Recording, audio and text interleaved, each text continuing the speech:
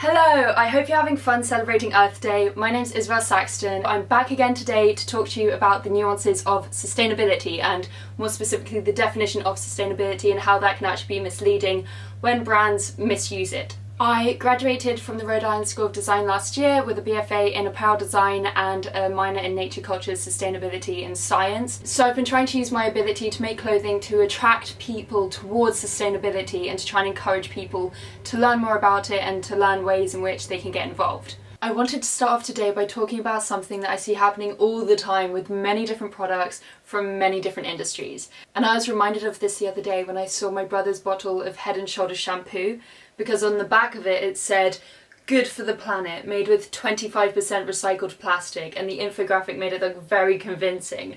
But if 25% of it is recycled plastic, then that means that 75% of it is virgin plastic, which falsifies their original statement of being good for the planet. I read this book called No More Plastic by Dorey, and it is such a great read. It has so many facts and 2-minute solutions that you can implement in it.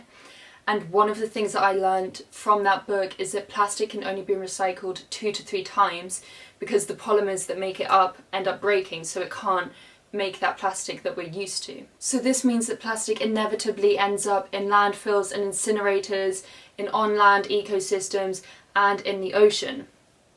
Now, speaking of ocean plastic, there are many innovations out there at the moment that are trying to collect ocean plastic, to repurpose it, and to create a new life for it.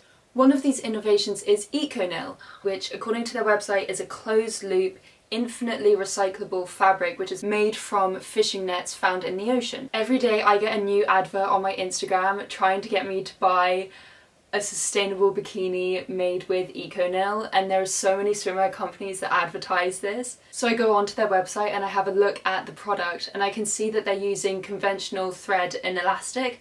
So the thread and elastic are not organic or recycled.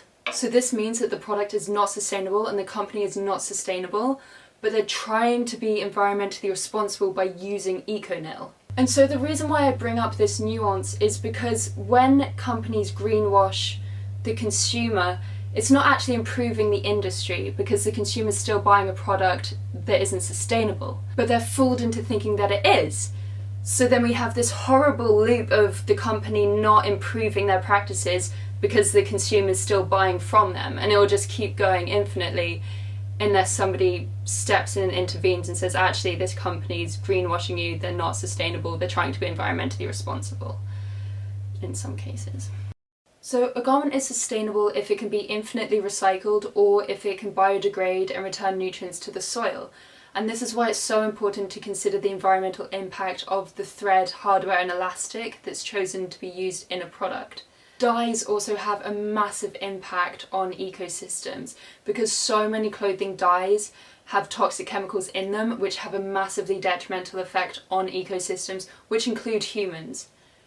So society needs to get to the point in which companies are honest and say that they're environmentally responsible if they are, and if they're only using 25% recycled plastic in their product, they should state that without greenwashing and saying that it's good for the planet, because it's not. This is part of the reason why I wanted to do this video, because we need millions of people to be aware of this misrepresentation of sustainability so that we can progress as a society.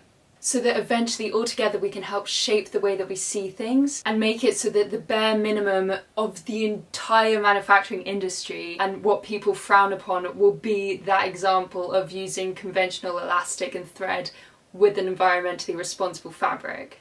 Thank you for listening to me talk. Feel free to continue the conversation and contact me through my website, which is isabelsaxton.com, or on Instagram at isabel.saxton. I hope you enjoy the rest of the workshops. Bye for now.